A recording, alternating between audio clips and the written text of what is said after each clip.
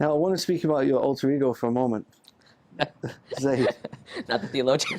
Not the theologian, the other one. All right.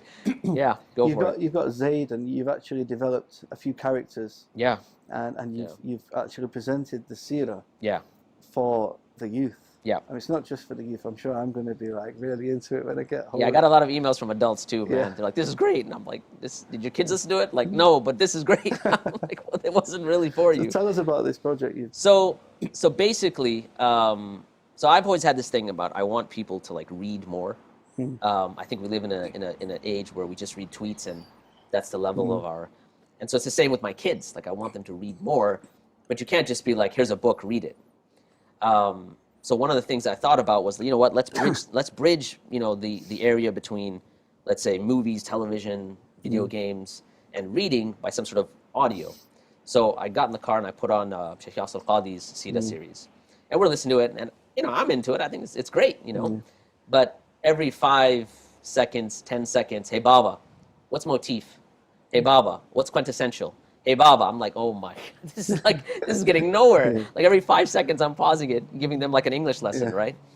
So I figured, you know, let's make a series. I'll just make my own series on the Seerah. You know, basically using Sheikh Yasser Qadi's material and other material. By the way, I have to stop as well and Google some of these words. Well, that's what I'm saying. It's like, you know, it's like, wait a minute, what is quintessential, right? So I figured, you know, let's put something together for a younger audience.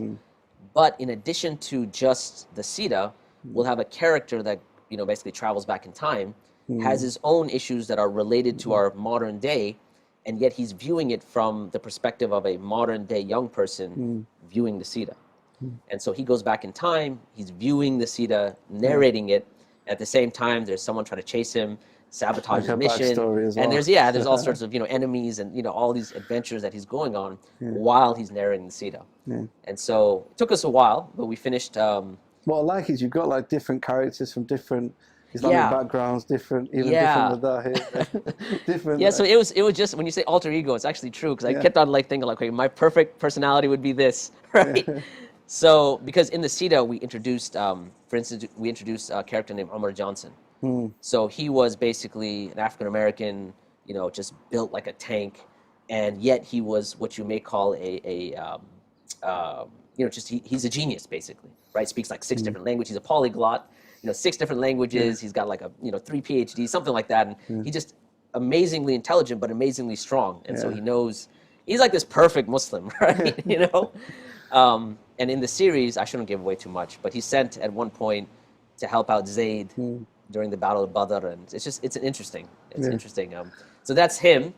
Then we have another character, Nadia Khan, who, interestingly enough, again, I don't want to give away too much, but she has a story within a year with the Prophet. So that's the name of the series. And then, you know, she has her own series now, which is Perfection Personified through the life of Maryam alayhi salam. But she's basically an archer. She's has deep knowledge. I forgot which madhab I gave her. I think it was maybe the Shafi'i madhab, where she's an expert in that, and the Arabic language. So anyway, so I just kind of built these personalities, like what would be the ideal Muslim. And I think this is going to build the personalities of the youth as well. It kind of gives them a sense of identity and that's being confident in who they are. Yeah, and that was one of the other kind of side effects, right? Because a lot of people start saying, okay, well, Muslims have, you know, personalities that they can look up to, right? So I would sometimes, like I'd finish a Jummah khutbah sometimes in some part of the U.S. and have these kids running up to me like, Zayd! And I'm like, yeah, I guess, you know. It's nice. I mean, it was cute. And it's kind of nice to know that it's having that impact on young people to be able to look up. I think it's a really good idea, SubhanAllah. I think it's a great project. Yeah, Allah accepted, and it's, you know. So how can we view this? Where can we? So it's the quantumchronicles.com, right? So you go there, you'll be able to, you know, download some episodes and check them out. We have an app called we've partnered with an app called Soundwise, and so they kind of host our stuff, and I think people will like it. You know, it's an adventure, man. We're starting off now with Lives of the Prophets. That's the next kind of big thing we want to do. So, but at the same time, it is challenging. Like a lot of stories within the Seerah, you have to. I just want to give them a background because it's not just you're not just narrating a story. It's not like an audio book. No. You've got sounds. You've got different voices. Yeah. So you've got sound effects, like when Zayd is walking through the city and stuff. You hear like people in the background. You know, in battles you hear like swords clanging, and it's just, it's not like an audiobook. In fact, one of the things that I was kind of disappointed, and I think I told you about this. I got on one of the planes and I found like Marvel audiobooks. Yeah. You know, I'm a Marvel fan. And I saw Doctor Strange. And I was like, this is going to be amazing. This is going to be epic. And I turn it on, and literally the guy's like, Marvel presents Doctor Strange, Chapter 1. And I was like, I'm just like, this is ridiculous, right? So it's totally not an audiobook. It's very high paced. It's like an audio movie, basically. It's basically an audio movie. And the idea was, look, I'm competing against like Marvel movies, and so you've got to make it, you've got to add some pace to it. At the same time, we want to make sure that the morals, you know, the things that need to be highlighted are highlighted. So a lot of times I may break a zayd and be like, yeah, I remember, you know, my dad telling me about this, or, you know, I remember my sheikh mentioning this from the ayah from the Quran, such and such, or I remember that, you know, being taught about a certain hadith. So you kind of, all of that's factored in. Again, the idea is to kind of, not only, the initial idea was to bridge the gap between movies and reading, but also to kind of formulate that character based upon the Prophet ﷺ. You know? So, I don't know, I had a good time doing it, so it was good. I think you enjoyed it more than the... I may have, yeah, man, because the thing is, you have to read the whole Seerah yourself, right? So you're getting into like, it's one thing to just go through Sheikh Yasser's Seerah passively, but then when you actively get into it, it's like, what are the implications? And then what are the implications for a young person, right? Let's say 8, 9, 10, all the way up to like 16, 17, 18, 19. Like, what does this mean? The most challenging part of the Seerah was the accusations against Aisha radiallahu anha. And that, I think I recorded it, I don't know, I don't want to say 8, 9 times, just the entire story. Just how do you make that where an 8-year-old can understand it, but they would understand the implications of it, you know?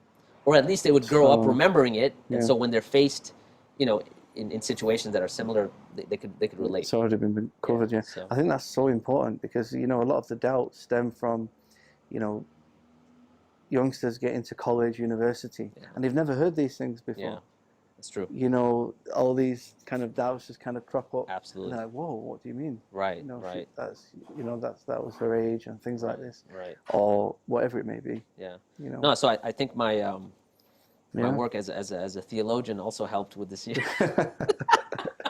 That's an insight. No, but there's people have been introducing you as a theologian. Yeah, I'm not, just because I studied Islamic theology at UT, I think they just kind of, anyways, but that's a running joke. But again, that had an impact on the series as well, because being in a modern context, we're dealing with a lot of issues related to atheism, related to identity, related to kind of other social pressures that a young person would have. So those were kind of weaved into the Seerah as well. Yeah.